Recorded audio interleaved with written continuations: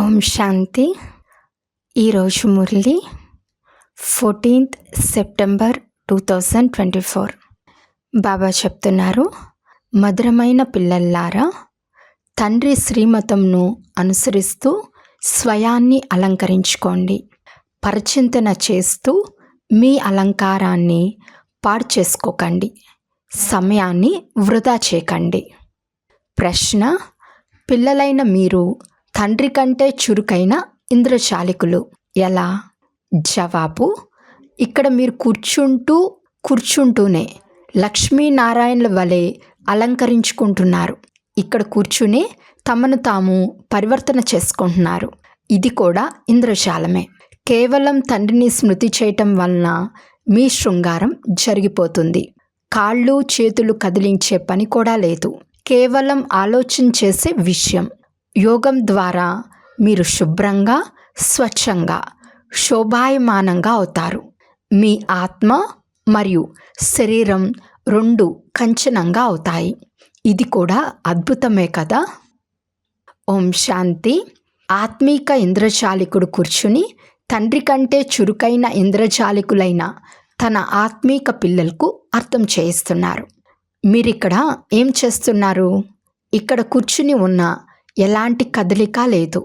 తండ్రి లేక ప్రియుడు తన ప్రేయస్సులకు యుక్తి తెలుపుతున్నారు. ప్రియుడు చెప్తున్నారు, ఇక్కడ కూర్చుని ఏం చేస్తున్నారు? స్వయాన్ని మీరు ఈ లక్ష్మీనారాయణుల వలె అలంకరించుకుంటున్నారు. మిమ్మల్ని చూసి అలా ఎవరైనా భావిస్తారా? మీరందరూ ఇక్కడ కూర్చుని ఉన్నారు. ఎవరికైనా అర్థమవుతుందా? మీరిక్కడ నెంబర్ వార్ పురుషార్థానుసారంగానే ఉన్నారు కదా. ఈ విధంగా అలంకార మూర్తులుగా అవ్వాలని తండ్రి చెప్తారు. భవిష్య అమరపురికి వెళ్ళటమే మీ లక్ష్యం. మీరిక్కడ ఏం చేస్తున్నారు? స్వర్గ శృంగారం కొరకు పురుషార్థం చేస్తున్నారు. దీనిని ఏమంటారు? ఇక్కడ కూర్చుని స్వయాన్ని పరివర్తన చేసుకుంటున్నారు. లేస్తూ, కూర్చుంటూ, నడుస్తూ స్మృతి చేసేందుకు మన్మనా భవ అనే తాళం చెవిని తండ్రి ఇచ్చేశారు. ఇది తప్ప వ్యర్థ విషయాలను వినిపిస్తూ సమయాన్ని వృధా చేయకండి. మీరు స్వయాన్ని అలంకరించుకోవటంలోనే లగ్నమై ఉండండి. ఇతరులు చేస్తున్నారా లేదా అని చూడకండి. అందులో మీకేమొస్తుంది? మీరు మీ పురుషార్థంలో ఉండండి. ఇవన్నీ ఎంతగా అర్థం చేసుకునే విషయాలు. ఎవరైనా కొత్తవారు వింటే తప్పకుండా ఆశ్చర్యపోతారు. మీలో కూడా కొందరైతే అలంకరించుకుంటున్నారు, కొందరైతే ఇంకా పాడు చేసుకుంటున్నారు. పరిచింతన మొదలైన వాటిలో సమయాన్ని వృధా చేస్తూ ఉంటారు. మీరు కేవలం నేను ఏమి చేస్తున్నాను అని స్వయాన్ని పరిశీలించుకోండి అని తండ్రి పిల్లలకు తెలుపుతున్నారు. చాలా చిన్న ఉపాయం తెలిపించారు. మన్మనా భవ అనే పదం ఒక్కటే చాలు. మీరిక్కడ కూర్చున్న మీ బుద్ధికి సృష్టి చక్రం ఎలా తిరుగుతూ ఉందో తెలుసు. మనం ఇప్పుడు మళ్ళీ విశ్వం అంతటిని అలంకరిస్తున్నాము. మీరు ఎంతో పదం భాగ్యశాలురు. మీరిక్కడ కూర్చుని ఉండే ఎంత గొప్ప కార్యం చేస్తున్నారు. కాళ్ళు చేతులు కదిలించే పని కూడా లేదు. కేవలం ఆలోచించవలసిన విషయం. మేము ఇక్కడ కూర్చుని విశ్వాన్ని అతి ఉత్తమంగా అలంకరిస్తున్నాము అని అంటారు. మన్మనా భవ మంత్రం ఎంత గొప్పది. ఈ యోగం ద్వారానే మీరు చేసిన పాపాలు భస్మమైపోతాయి. మీరు స్వచ్ఛంగా అవుతూ మళ్ళీ ఎంతో శోభాయమానమవుతారు. ఇప్పుడు ఆత్మ పతితమైనందున శారీరక స్థితి కూడా ఎలా అయిపోయిందో చూడండి. ఇప్పుడు మీ ఆత్మ శరీరం కంచనంగా అవుతాయి. ఇది అద్భుతం కదా. కావున స్వయాన్ని ఇలా అలంకరించుకోవాలి. దైవీ గుణాలను కూడా ధారణ చేయాలి. తండ్రి అందరికీ ఒకే మార్గం తెలుపుతారు. తండ్రి మరియు ఆస్తి, అల్ఫ్ మరియు బే. కేవలం తండ్రిని స్మృతి చేసే విషయం ఒక్కటే. తండ్రిని స్మృతి చేస్తూ ఉంటే మీ అలంకారం పూర్తిగా మారిపోతుంది. తండ్రి కంటే మీరు గొప్ప ఇంద్రజాలికులు. మీరు అలంకార మూర్తులుగా అయ్యేందుకు తండ్రి యుక్తులు తెలుపుతారు. ఇలా చేయటం వలన అలంకారం జరుగుతుంది. స్వయాన్ని అలంకరించుకోకుంటే మిమ్మల్ని మీరు అనవసరంగా నష్టపరుచుకుంటారు. భక్తి మార్గంలో మనం ఏమేం చేసేవారమో మీరు అర్థం చేసుకున్నారు. అలంకారంనంతా పాడు చేసుకుని ఎలా అయిపోయారు? ఇప్పుడు ఒకే పదంతో తండ్రిని స్మృతి చేయటం ద్వారా మీ అలంకారం జరుగుతుంది. పిల్లలకు ఎంత బాగా అర్థం చేయించి తాజాగా చేస్తారు. ఇక్కడ కూర్చుని మీరు ఏం చేస్తారు? స్మృతి యాత్రలో కూర్చుని ఉన్నారు. ఒకవేళ ఎవరి ఆలోచనలైనా మరేటు వైపైనా ఉంటే సింగారం జరగదు. మీరు అలంకరింపబడి ఉంటే ఇతరులకు కూడా మార్గంను తెలపాలి. ఇలా అలంకరించేందుకు తండ్రి వస్తారు. శివబాబా, మీరు ఎంత అద్భుతం చేస్తారు. మీరు మమ్మల్ని ఎంత బాగా అలంకరిస్తారు. లేస్తూ, కూర్చుంటూ, నడుస్తూ స్వయాన్ని అలంకరించుకోవాలి. కొందరైతే స్వయాన్ని అలంకరించుకొని ఇతరులను కూడా అలంకరిస్తారు. కొందరైతే స్వయాన్ని అలంకరించుకోరు, ఇతరుల అలంకారాన్ని కూడా పాడు చేస్తూ ఉంటారు. వ్యర్థమైన మాటలు వినిపించి వారి స్థితిని కూడా క్రిందకి తెస్తారు. స్వయం అలంకారం నుండి దూరం అవుతారు. ఇతరుల అలంకారమును కూడా నిలిపేస్తారు. తండ్రి ఎటువంటి యుక్తులను తెలుపుతారో బాగా ఆలోచించండి. భక్తి మార్గంలోని శాస్త్రాలను చదవటం వలన ఈ ఉపాయాలు రావు. శాస్త్రాలైతే భక్తి మార్గంలోనివి. శాస్త్రాలను మీరెందుకు నమ్మరని మిమ్మల్ని అడుగుతారు. మేము అన్నీ ఒప్పుకుంటామని, అర్ధకల్పం భక్తి చేశామని చెప్పండి. శాస్త్రాలను చదివాము, ఎందుకు నమ్మము? రాత్రి పగలు ఉన్నప్పుడు తప్పకుండా రెండింటినీ ఒప్పుకుంటారు కదా. ఇది బేహద్ పగలు మరియు రాత్రి. తండ్రి చెప్తున్నారు, మధురమైన పిల్లల్లారా, మీరు స్వయాన్ని అలంకరించుకోండి. సమయాన్ని వృధా చేయకండి. సమయము చాలా తక్కువగా ఉంది. మీ బుద్ధి చాలా విశాలంగా ఉండాలి. పరస్పరం చాలా ప్రేమతో ఉండాలి. సమయాన్ని వృధా చేయరాదు. ఎందుకంటే మీ సమయం చాలా విలువైనది. మీరు గవ్వల నుండి వజ్రాలుగా అవుతారు. ఊరికే ఇదంతా వినటం లేదు. ఇదేమైనా కథనా? తండ్రి ఒక్క పదంనే వినిపిస్తారు. గొప్ప గొప్ప వ్యక్తులు ఎక్కువగా మాట్లాడరు. తండ్రి అయితే ఒక్క క్షణంలో జీవన్ముక్తికి వెళ్ళే మార్గంను తెలుపుతారు. వీరు ఉన్నతమైన సింగారం గలవారు కనుక వారి చిత్రాలే ఉన్నాయి. వారిని చాలా పూజిస్తారు. ఎంత గొప్ప వ్యక్తులుగా ఉంటారో అంత పెద్ద మందిరాలను నిర్మిస్తారు. చాలా బాగా అలంకరిస్తారు. ఇంతకుముందు దేవతల చిత్రాలకు వజ్రాల హారాలను ధరింపచేసేవారు. బాబాకైతే అనుభవం ఉంది కదా. బాబాయే స్వయంగా వజ్రాల హారం లక్ష్మీనారాయణల కొరకు తయారు చేయించారు. వాస్తవానికి అక్కడ వారు ధరించే హారాలను ఇక్కడ ఎవ్వరూ తయారు చేయలేరు. మీరిప్పుడు నెంబర్ వార్ పురుషార్థానుసారంగా తయారు చేస్తున్నారు. కావున తండ్రి అర్థం చేయిస్తున్నారు, పిల్లల్లారా, మీరు మీ స్వయాన్ని వృధా చేయకండి. ఇతరుల సమయాన్ని కూడా వృధా చేయకండి. తండ్రి చాలా సహజమైన యుక్తిని తెలుపుతారు. నన్ను స్మృతి చేస్తే పాపాలన్నీ నశిస్తాయి. స్మృతి చేయకుండా ఇంత బాగా అలంకరించుకోలేరు. మీరు ఇలా అయ్యేవారు కదా. దైవీ స్వభావాన్ని ధారణ చేయాలి. ఇందులో చెప్పే అవసరం కూడా లేదు. కానీ రాతి బుద్ధిగా ఉన్నందువలన అన్ని విషయాలు అర్థం చేయించవలసి ఉంటుంది. ఒక్క క్షణంలో అర్థం చేసుకునే విషయం తండ్రి చెప్తున్నారు. మధురాతి మధురమైన పిల్లల్లారా, మీరు మీ తండ్రిని మర్చిపోయినందున మీ అలంకారాన్ని పాడు చేసుకున్నారు. నడుస్తూ తిరుగుతూ అలంకరించుకుంటూ ఉండమని తండ్రి చెప్తారు. కానీ మాయ కూడా తక్కువైనది కాదు. బాబా, మీ మాయ చాలా విసిగిస్తుందని కొందరు రాస్తారు. అరే, నా మాయ ఎక్కడుంది? ఇది ఆట కదా. నేను మిమ్మల్ని మాయ నుండి విడిపించేందుకు వచ్చాను.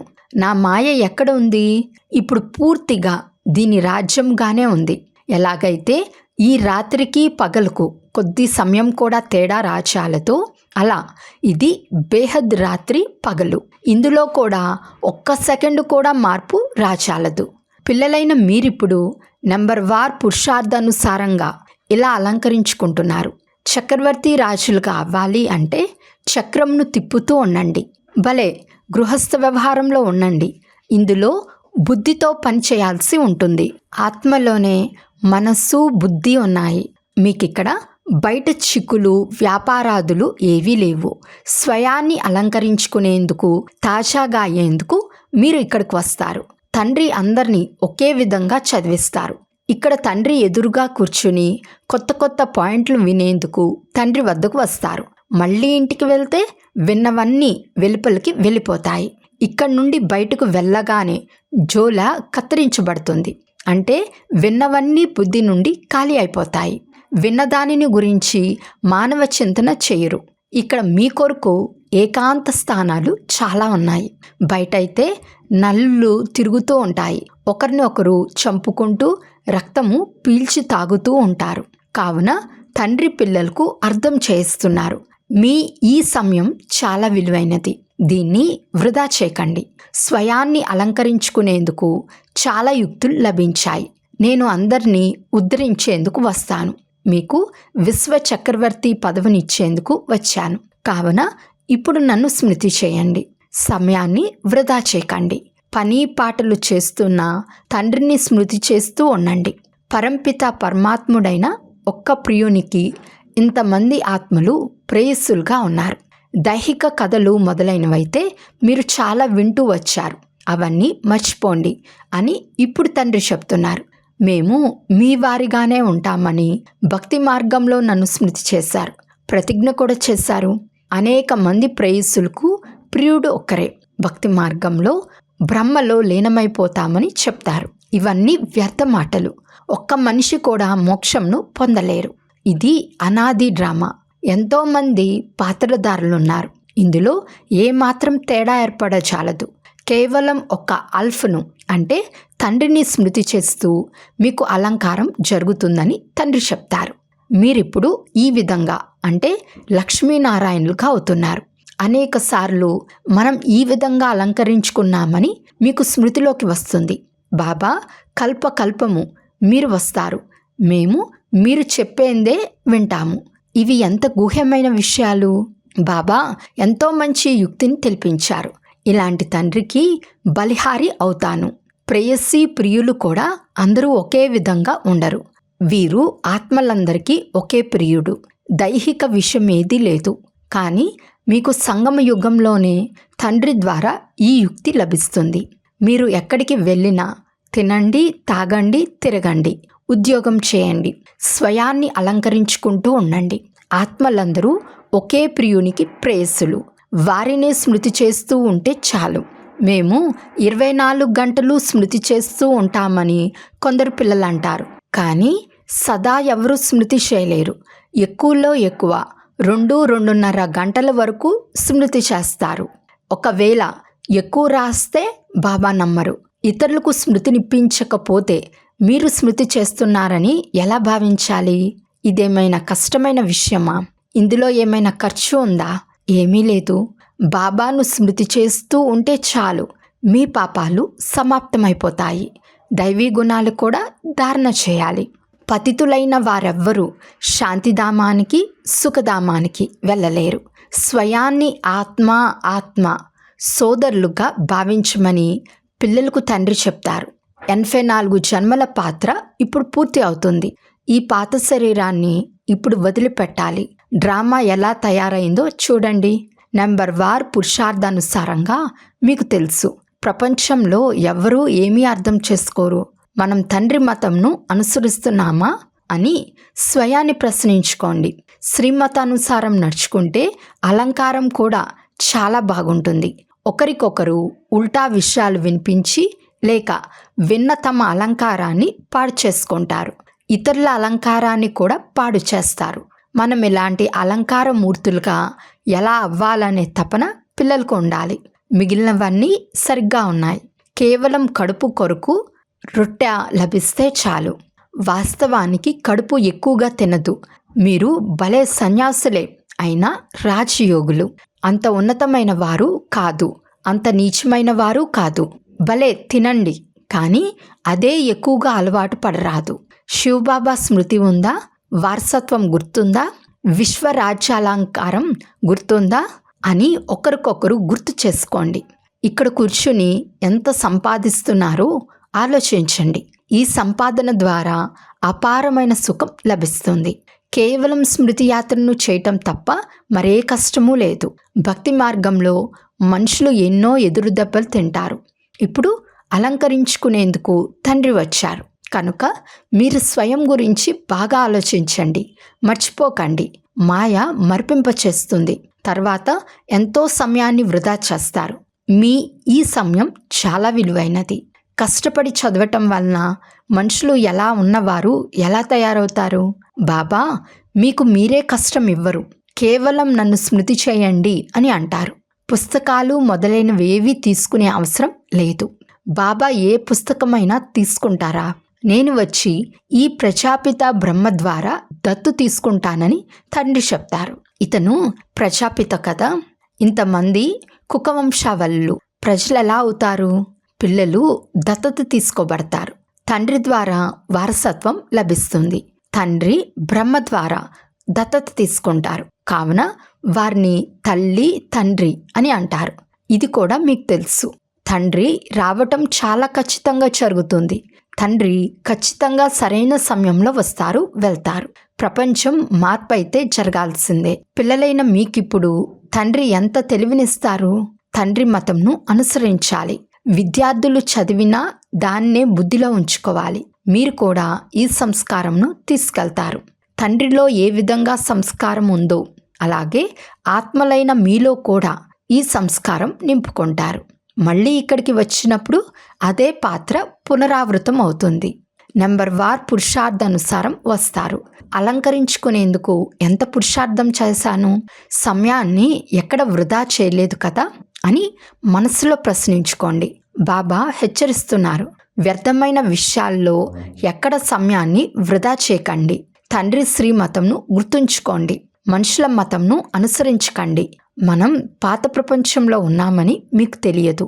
మీరెలా ఉండేవారో తండ్రి తెలిపించారు. ఈ పాత ప్రపంచంలో ఎంత అపారమైన దుఃఖం ఉంది. ఈ పాత్ర కూడా డ్రామానుసారంగా లభించింది. డ్రామానుసారంగా అనేక విఘ్నాలు కూడా వస్తాయి. తండ్రి అర్థం చేస్తున్నారు, పిల్లలారా ఇది జ్ఞానము మరియు భక్తుల ఆట, అద్భుతమైన డ్రామా. ఇంత చిన్న ఆత్మలో మొత్తం పాత్ర అంతా అవినాశిగా నిండి ఉంది. ఆ పాత్రను చేస్తూనే ఉంటుంది. అచ్చా, మధురాతి మధురమైన అపురూపమైన పిల్లలకు మాతాపిత బాప్దాదాల ప్రియ స్మృతులు మరియు గుడ్ మార్నింగ్. ఆత్మీక పిల్లలకు ఆత్మీక తండ్రి నమస్తే. ఆత్మీక తండ్రికి ఆత్మీక పిల్లల యొక్క ప్రియ స్మృతులు మరియు నమస్తే నమస్తే నమస్తే. ధారణ కొరకు ముఖ్య సారం. ఫస్ట్ పాయింట్, ఇతర విషయాలన్నీ వదిలి మేము లక్ష్మీనారాయణుల వలె అలంకార మూర్తులుగా ఎలా అవ్వాలనే తపన ఉండాలి. సెకండ్ పాయింట్, స్వయాన్ని ప్రశ్నించుకోవాలి. ఫస్ట్ పాయింట్, శ్రీమాతానుసారం నడుచుకుని మన్మనాభవ అనే తాళం చెవితో నా అలంకారాన్ని సరిచేసుకుంటున్నానా? సెకండ్ పాయింట్, ఉల్టా విషయాలను వినిపిస్తూ అలంకారం పాడు చేసుకోవటం లేదు కదా. థర్డ్ పాయింట్, పరస్పరం ప్రేమగా ఉంటున్నామా? విలువైన మా సమయాన్ని ఎక్కడా వృధా చేసుకోవటం లేదు కదా. ఫోర్త్ పాయింట్, దైవీ స్వభావాన్ని ధారణ చేశానా అని స్వయాన్ని ప్రశ్నించుకోవాలి. వరదానము, వ్యర్థ సంకల్పాలు వచ్చేందుకు కారణం తెలుసుకుని వాటిని సమాప్తం చేసే సమాధాన స్వరూప భవ. వ్యర్థ సంకల్పాలు ఉత్పన్నమయ్యేందుకు ముఖ్యమైన 2 కారణాలు. ఫస్ట్ పాయింట్ అభిమానము, సెకండ్ పాయింట్ అవమానము. నాకు తక్కువ పదవి ఎందుకు ఇచ్చారు? నాకు కూడా ఈ పదవి ఉండాలి, నన్ను కూడా ముందుంచాలి. ఇందులో స్వయానికి అవమానంగానైనా భావిస్తారు, లేక అభిమానంలోకైనా వస్తారు. పేరులో, ప్రతిష్టలో, గౌరవంలో, ముందుకు రావటంలో, సేవలో అభిమానం లేక అవమానాన్ని అనుభవం చేస్తారు. ఇదే వ్యర్థ సంకల్పాలు వచ్చేందుకు కారణం. ఈ కారణాన్ని తెలుసుకుని నివారణ చేయటమే సమాధాన స్వరూపంగా అవ్వటం. స్లోగన్, సైలెన్స్ శక్తి ద్వారా స్వీట్ హోమ్కు యాత్ర చేయటం చాలా సులభం. అచ్చా, ఓం శాంతి.